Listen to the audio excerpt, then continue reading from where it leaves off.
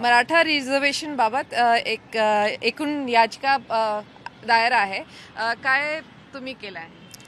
आज माननीय न्यायमूर्ती गिरीश कुलकर्णी साहेबांच्या पीठासमोर आम्ही प्रकरणाचं गांभीर्य सांगितलं की महाराष्ट्र शासनानं जे आहे 73% आरक्षण नेऊन ठेवलेलं आहे आणि ही गोष्ट लक्षात घेता आज खुल्या वर्गासाठी जनरल कॅटेगरीच्या विद्यार्थ्यांसाठी ज्या 38% जागा फक्त राहतात त्या जागा लक्षात घेता माननीय न्यायालयाने हस्तक्षेप करण्याची गरज आहे.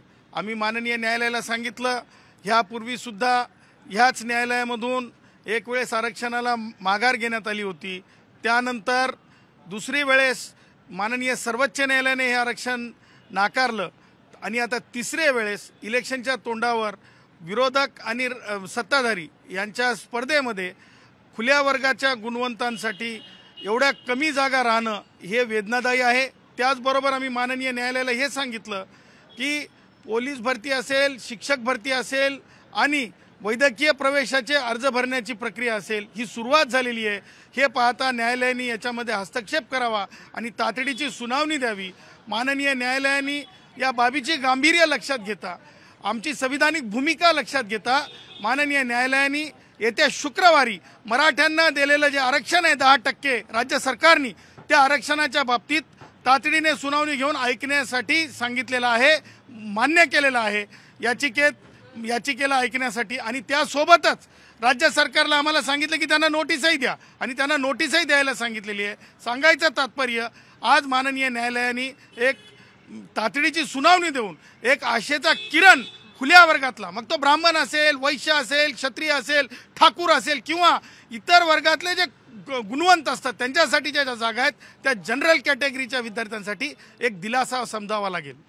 तुम्ही पेटिशन मेन्शन करता सांगितलं होतं 18% रिझर्वेशन आहे फक्त जनरल कॅटेगरीला. एक लक्षात घ्या,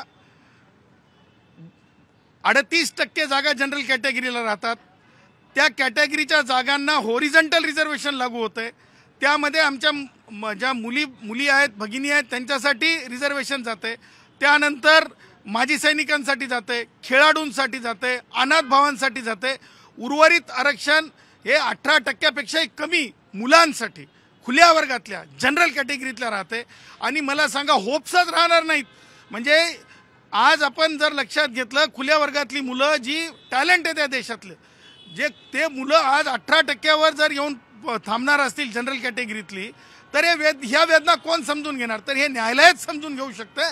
म्हणून आज आम्ही न्यायालयाला हे वेदना मांडल्या, हे रडणं मांडलं, ही व्यथा मांडली की आज आम्ही हेही सांगितलं न्यायालयाला, सगळे आपापल्या जातीच्या पुढारपणात आणि राजकारणाच्या आणि मताच्या पुढारपणात आहेत, खुल्या वर्गासाठी कुणी नाही. आणि खुल्या वर्गासाठी या न्यायालयाने ऐकावं अशी विनंती केली. त्यावर न्यायालयाने जे आहे येत्या शुक्रवारी हे प्रकरण ऐकण्याचं मान्य केलं. लेटेस्ट ॲडव्हर्टाइजमेंटला काय लिहिलं आहे? लेटेस्ट ॲडव्हर्टाइजमेंटला मराठ्यांना आरक्षण दिलेलं आहे आणि सांगण्यात आलेलं आहे की त्यानुसार त्यांनी अर्ज करावा. आमची हरकत आहे. मराठ्यांचं आरक्षण सामाजिक मागास नसताना सामाजिक मागास ठरवण्याचा एक घाट घातलेला आहे. किती पोस्ट आहे? काय? 16,000च्या जवळपास पोलिसांचे पद आहेत, हजारो पदं शिक्षकांची आहेत आणि त्याचबरोबर वैद्यकीयांची पदं सुद्धा हजारांमध्ये आहेत. तो लास्ट डेट किती आहे?